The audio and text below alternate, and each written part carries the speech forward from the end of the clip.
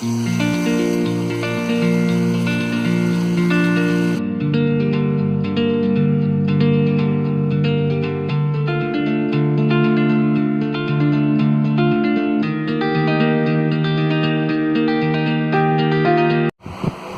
Morning guys, সকলোকে মোৰ চেনেললৈ স্বাগতম জনাইছোঁ।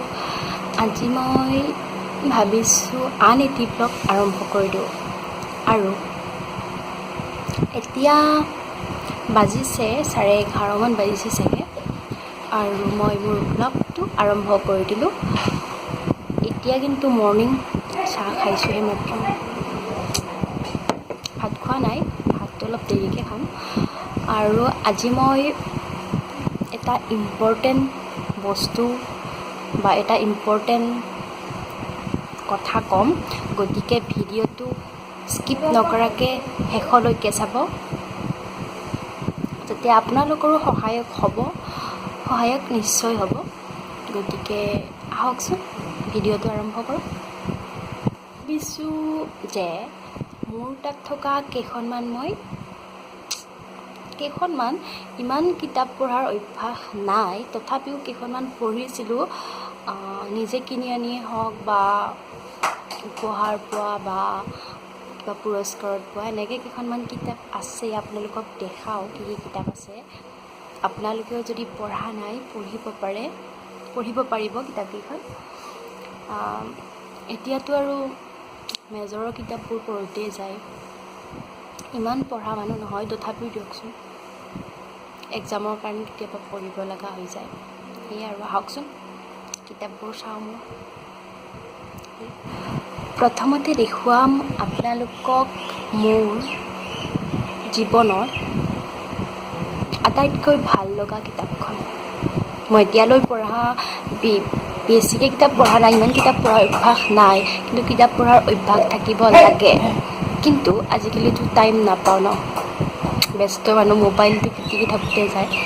গতিকে কেইখনমান পঢ়িছিলোঁ, ইমানো পঢ়া নাই, তথাপিও যিকেইখন আছে তাৰে কেইখনমান মই দেখুৱাম আপোনালোকক। আৰু আটাইতকৈ ভাল লগা কিতাপখন মোৰ এইখন, নিৰ্মলপ্ৰভা বৰদলৈদেৱৰ কিতাপ।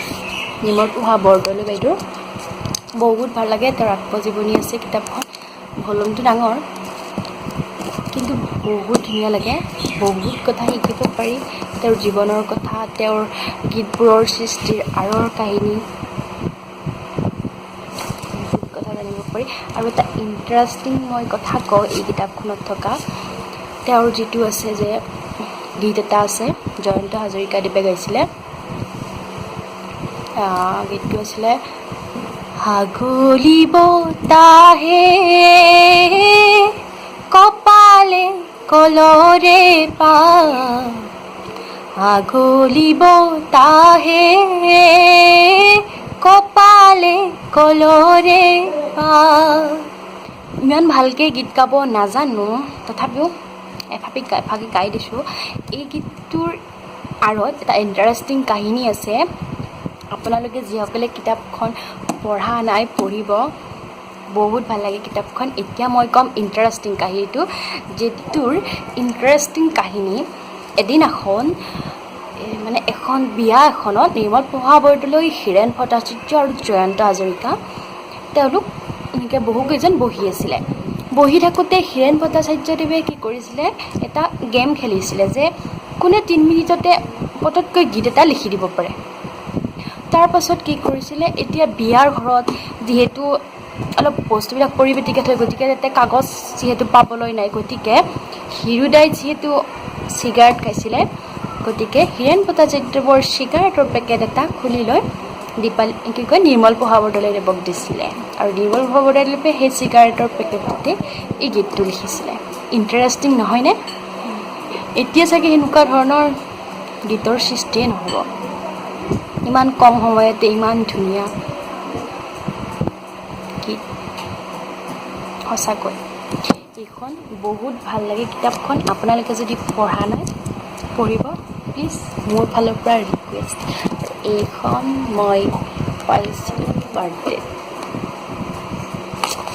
Birthday gift. এখন বাৰ্থডে গিফ্ট আছিলে, বহুত ধুনীয়া গিফ্ট। থেংক ইউ যিয়ে মোক এই গিফ্টটো দিছিলে, থেংক ইউ। নেক্সট কিতাপখন আৰম্ভ কৰোঁ নে কি কয়? এইখন হৈছে কলাগুৰু বিষ্ণুপ্ৰসাদ ৰাভাদেৱৰ জীৱনী সম্পৰ্কে বহুতে জানে, কিন্তু এই কিতাপখনত বহুতো নজনা কথা আছে। ৰাভাদেৱে যিবিলাক চিঠি লিখিছিলে, এই চিঠিবিলাক আছিলে তেওঁ তিলকলৈ লিখিছিলে। তোমালোকৰ তাত নিজৰ ঘৰ থাকি বৰ ভাল। মই বাৰু চিঠিবিলাক নপঢ়োঁ, আপোনালোকে যদি পঢ়িব মন যায় তেতিয়াহ'লে কিনিব পাৰে, ইমান দাম নহয়, এইটো 50 টকা। আৰু প্লাছ এইখন মই প্ৰাইচ পাইছিলোঁ। নেক্সট আহিল হোমেন বৰগোহাঞিৰ সুবালা। এইখন অলপ বেলেগ ধৰণৰ কিতাপ, আপোনালোকে যিসকলে পঢ়িছে গম পাব। নাৰী জীৱনৰ কথা একচুৱেলি ক'বলৈ গ'লে নাৰীসকলে পঢ়াটো মই ভাবোঁ এইখন জৰুৰী। এইটো পঢ়া গম পাব, পুৰুষসকলেও পঢ়িব পাৰে, একো কথা নাই। তথাপিও নাৰী জীৱনৰ কথায়ে কৈছে এইখন। মানে সমাজত আমাৰ নাৰীৰ যে এটা জাতি আছে, যাক আমি বেশ্যা বুলি কওঁ, তেওঁলোকৰ জীৱনীৰ ওপৰত একচুৱেলি এইখন লিখিছে হোমেন বৰগোহাঞিদেৱে। তেওঁৰ আৰু এখন কিতাপ আছে, কিতাপ পঢ়াৰ আনন্দ আছে মোৰ এইখন কিতাপ। সেইখনো বহুত ধুনীয়া কিতাপ, পঢ়িব লাগে। এনেকুৱা কিতাপ ভাল, পঢ়াটো ভাল বাৰু আমাৰ ষ্টুডেণ্ট লাইফত, কিন্তু আজিকালি কিতাপবোৰ পঢ়িবলৈ আচলতে টাইম নোপোৱাৰ নিচিনাই হৈ যায়। এইখন ময়ে কিনিছিলোঁ কিতাপ, এইখন কিনিছিলোঁ 2014 চনত, এবাৰ 20 চন ন, 6 বছৰ হ'ল। 6 বছৰত পঢ়িছোঁ বাৰু এইখন কিতাপ। মোৰ পৰা নিছিলে, বহুতে পঢ়িছে মোৰ পৰা। নেক্সট কিতাপ আহিল আমাৰ এগৰাকী জনপ্ৰিয় সাহিত্যিক, কোন হ'ব পাৰে ভাবকচোন আপোনালোকে? দঁতাল হাতীৰ উঁয়ে খোৱা হাওদা। কোনে কোনে পঢ়িছে কমেণ্ট কৰি জনাবচোন। একচলতে মামণি ৰয়ছমৰ যিবিলাক কিতাপ হয় ন, বহুত ভাল লাগে, মই বহুত ভাল পাওঁ। মই মামৰে ধৰা তৰোৱালখনো পঢ়িছিলোঁ, বহুত ভাল লাগে। মই লগ এজনৰ পৰা আনিছিলোঁ, তেতিয়া মই চাগে 8-9 মানত আছিলোঁ, তেতিয়া আনিছিলোঁ, আনি মই পঢ়িছিলোঁ। ভাল লাগে, বহুত ভাল লাগে। আৰু এইখনো তেওঁৰ জীৱনৰ কথাই লিখিছে, কিন্তু বহুত ধুনীয়া লাগে, পঢ়িব পাৰে আপোনালোকে। এইখন মই আনিছিলোঁ, এতিয়া মোৰ মনত আছে। আৰু মই ফাৰ্ষ্টবাৰ গৈছিলোঁ, আপোনালোকে বহুতে জানে যে খতৰা সত্ৰ পাছেতি হয়, পাছেতি উৎসৱ। খতৰা সত্ৰ পাছেতিৰ কাৰণে বিখ্যাত হয়, আৰু এই পাছেতি আমাৰ পৰা বহু দূৰ নহয়, তথাপিও এনেকৈ যোৱা নাযায়। এবাৰেই গৈছিলোঁ, আৰু সেই বাৰতে মই স্মৃতি হিচাপে এইখন, এতিয়াও মোৰ এইখন দেখিলে মনত পৰে যে মই পাছেতিলৈ গৈছিলোঁ। কিন্তু কিতাপখন বহুত ভাল লাগে। কিমান পাৰিছিলে চাই দি আছোঁ আপোনালোকক। এইখন লৈছিলে 90 টকা, এতিয়া হয়তো বেছি হ'বও পাৰে, কিন্তু বহুত ভাল লাগে। মামণি ৰয়ছম গোস্বামী বাইদেউৰ কিতাপ বহুত ধুনীয়া লাগে। তাৰপাছত নেক্সট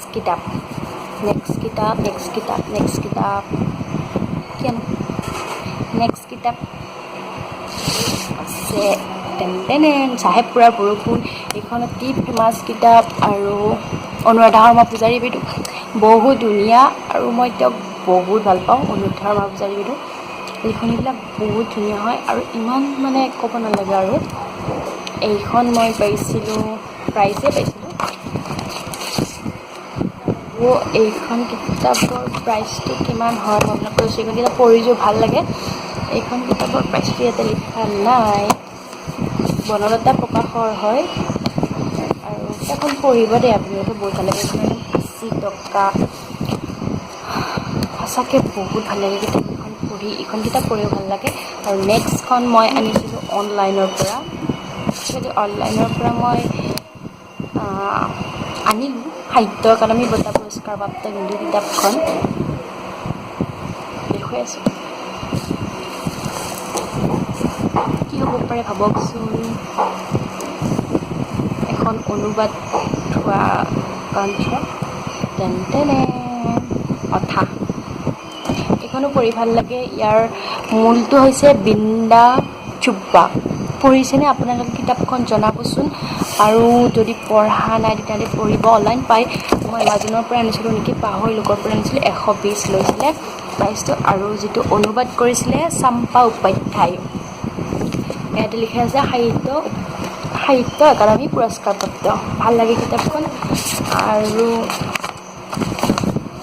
এইখন মই লৈছিলোঁ 2019ৰ 6 জুন, এবছৰ হৈ গ'ল ন। ভাল লাগে কিতাপখন। মোৰ পৰা নিছিলে কিতাপখন নিছিলে, ৰিটাৰ্ণ দিছে বাৰু। বহুত ভাল লাগে। ইমান ভলিউমৰ নহয়, তথাপি ভাল লাগে কিতাপখন। যি দেখুওৱা কিতাপকেইখন মোৰ এইকেইখনে।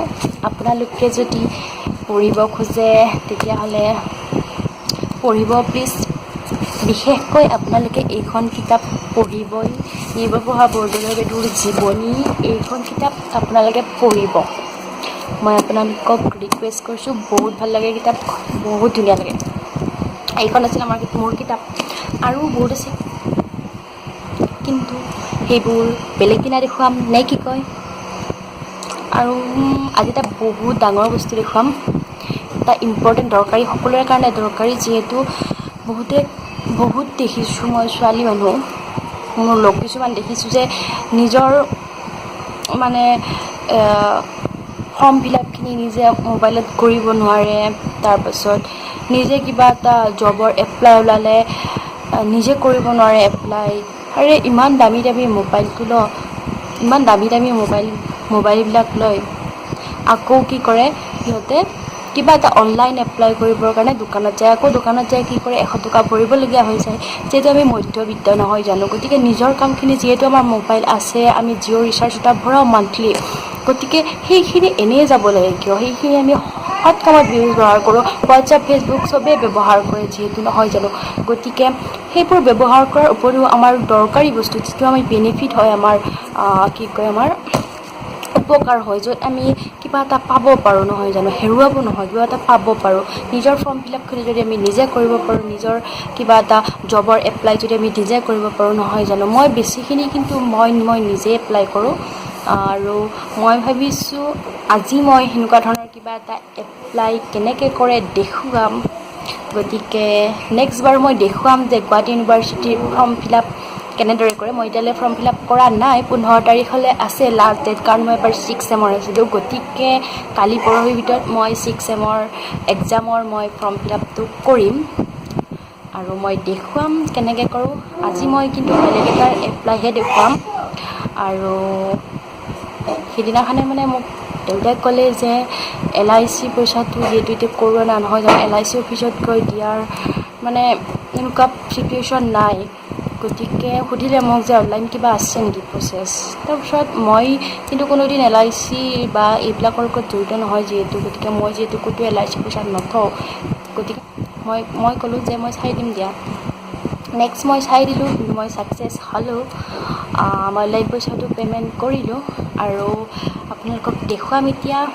আহক চাই লওক কেনেদৰে LIC পইচা আপোনালোকে ঘৰতে থাকি পে'মেণ্ট কৰিব পাৰিব, আৰু ৰিচিপ্টটো ডাউনলোড কৰিব পাৰিব, আৰু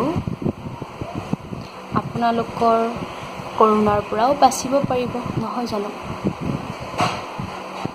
আহক আমি LICৰ পে'মেণ্ট কৰোঁ। প্ৰথমে আপোনালোকে যাব ক্ৰোম ব্ৰাউজাৰত, গৈ চাৰ্চ কৰিব licindia.com, চাৰ্চ কৰিব। তাৰপাছত এটা পেজ খোল খাব, আৰু ইয়াৰ LICৰ এইটো পেজ, ইয়াৰ তলত যাব, গৈ পে' প্ৰিমিয়াম অনলাইন, ইয়াতে চেক কৰিব। তাৰপাছত নতুনকৈ এখন পেজ খোল খাব। তাৰপাছত তললৈ গৈ পে' ডাইৰেক্ট উইথাউট লগইন, ইয়াতে ক্লিক কৰিব।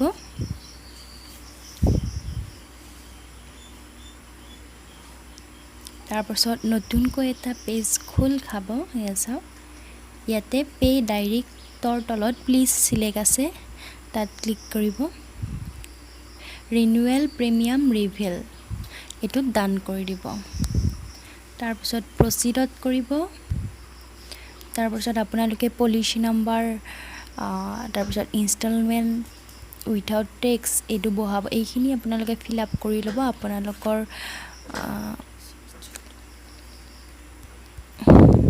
নাম্বাৰ অনুযায়ী। ইয়াতে পইচাৰ এমাউণ্টটো বহাব। তাৰপিছত ইয়াতে ডেট অফ বাৰ্থটো বহাব। ইয়াতে ইমেইল ID বহাব আৰু ইয়াতে মোবাইল নাম্বাৰ।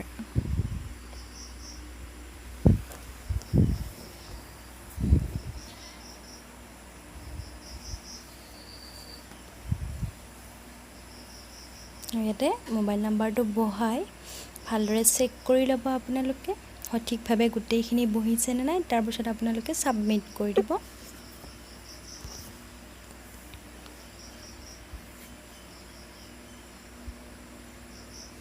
ছাবমিট কৰাৰ পিছত আই এগ্ৰীত আহিছে। তাৰপিছত ছাবমিট কৰিব। তাৰপিছত অ'কে কৰি দিব। দিয়াৰ পিছত এতিয়া তললৈ যাব। তললৈ গৈ প্ৰচিড কৰি দিব আৰু ইয়াতে আপোনাৰ এমাউণ্টটো দেখাব। তাৰপিছত চেক এণ্ড পে' কৰিব। তাৰপিছত চেক এণ্ড পে' কৰিব। নেক্সট আকৌ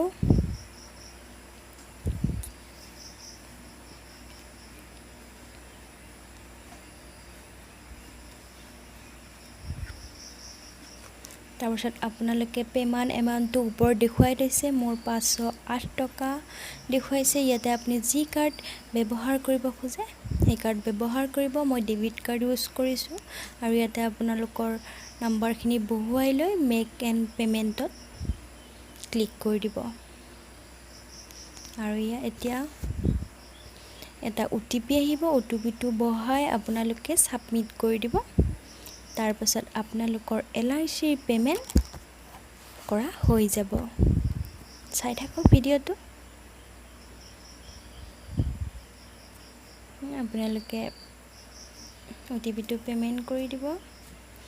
কি কয় OTPটো ছাবমিট কৰি দিব।